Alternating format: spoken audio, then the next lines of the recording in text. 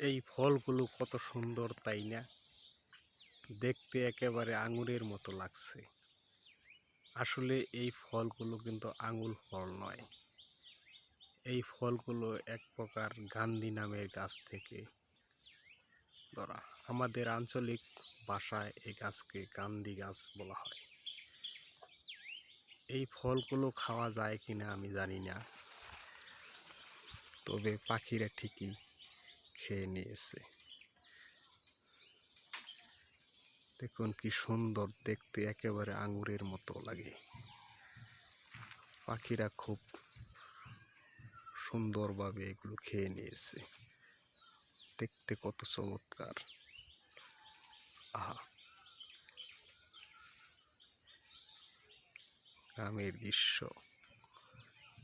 নানান ধরনের ফুল ফুটে থাকে।